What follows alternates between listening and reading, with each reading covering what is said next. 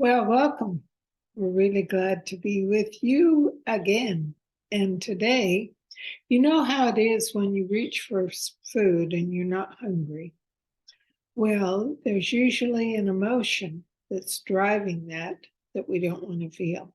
So, Bill's going to talk more about how to recognize that and what to do about it. Yeah, what we wanted to talk about today is emotional reactions. We all have reactions in life. Things don't go the way we want them to go, and we react. And what I've been seeing and reading about lately is how, in truth, there's only one purpose to emotional reactions.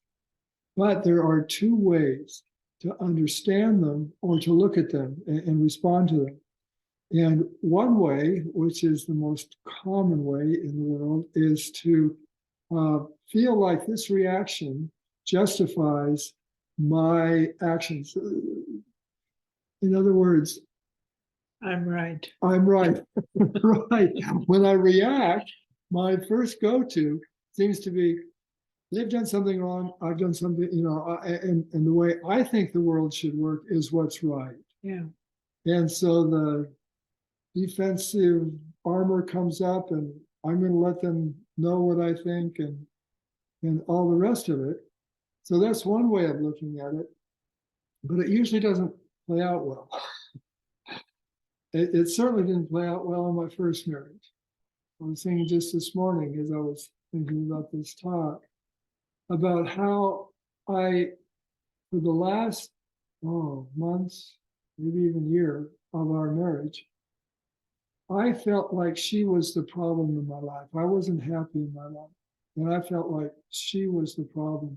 And I would go to bed, and in my mind, this image would play out where I would just take her and throw her out the window. I mean, I am so embarrassed to even admit that I had these kinds of thoughts. But isn't it interesting how irrational our mind can become when we're feeling pressure? And the mind's job is to help us find relief. So we come up with very irrational things. Now, the problem isn't that we have those thoughts.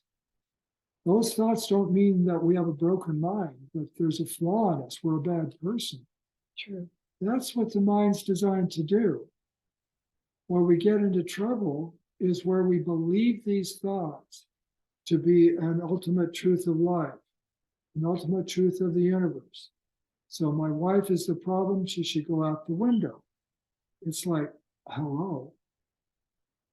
I read recently, I heard someone say that war is just a bunch of people taking their worst thoughts seriously and acting on them. And it's like, oh, in a way, it's such a beautiful description because it kind of acknowledges that we all have crazy thoughts, our worst thoughts. And it's not because we're broken. It's because we're designed, our brain is designed to help us find relief. So if we have a reaction to something, there's another way to look at it besides I'm right, they're wrong, and I've got to set this right. Like I said, it doesn't work well in a relationship or to keep the world at peace. The other way to look at it is to, you can, as quickly as you can, recognize that I must be wrong. That if I'm having an emotional reaction, I must be wrong in the way I'm seeing what's occurring. And by that, I don't mean I'm wrong about the facts. Like, I've used this analogy before, how I used to get reactive when someone would cut me off in traffic on my way to work. And so I was right about the facts. This guy cut me off, it was dangerous, But what I'm beginning to see now is that I can use this emotional reaction to bring me to the awareness that I must be telling myself something that isn't true, that is wrong about something about me. So in the example of the traffic, I'm telling myself that my well-being My peace of mind is dependent on how everybody else drives. And, they should drive the way I think they should drive, and then I'm fine. But when they don't, the whole world falls apart.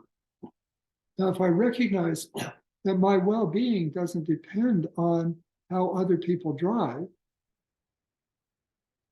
even if I do react, then right away I use that reaction to say, oh, I must be believing something that isn't true about me and how life really works.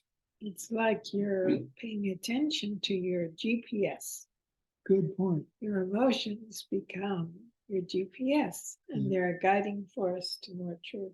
Right. Yeah. This is just this kind of an expansion on that whole series that we did about our innate GPS, our feelings being that guidance system to tell us whether we're really on the path to love and peace and joy, which is what I'm always looking for. I always want to enjoy my life to the utmost, or whether I'm kind of hitting the guardrail and I'm going down the wrong road. So yeah, that's exactly what we're talking about again, how these emotional reactions are just an opportunity for us to recognize that we're believing something that isn't actually true about who we are and how life works. So this can kind of sound esoteric, kind of impractical, but just to bring it into a practical example, I still get triggered. The world still doesn't show up the way I think it should every moment of the day. And so sometimes I'll get triggered. And not too long ago, Connie asked me to help her on something to do with an email. And I may have told this story before because this is one that I have not resolved. It occurs again and again. For me, I still get triggered when I'm involved in a project and I'm asked to do something that takes me off the project. My universe is all about taking care of this, and being interrupted is almost like being cut off in traffic. Come on, what's the matter with you? Can't you see my peace of mind is right here, not having to go do that? But what I've been noticing as I reflect on this more and more is that when that energy comes up in me now, this anger, this like, that has me maybe raising my voice or whatever, that's a sign. That's like a little tap on, not even a light tap on the shoulder. That's like a slap in the face. Wake up. You're believing something that isn't true. You don't have to go down this road that I went down for all those years with my first wife, thinking she's the problem and the misery I was in. Now, when that emotional reaction comes up, I more quickly remember it's just the way I'm seeing this. And in that pause that occurs then, somehow now I remember the joy of being close to Connie.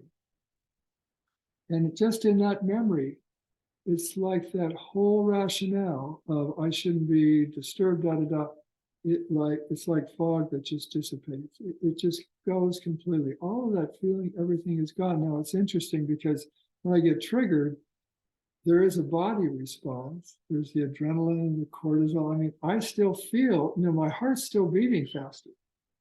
But what's so beautiful is that in my mind, in my state of awareness, I have shifted from this contracted, gotta make it right, they're going to get a piece of my mind attitude that is so uncomfortable and so miserable to one of openness and almost like gratitude. I mean, in a way, in that shift, when that feeling goes away that this shouldn't have happened, what I see is, what a lovely opportunity to connect with Connie right now.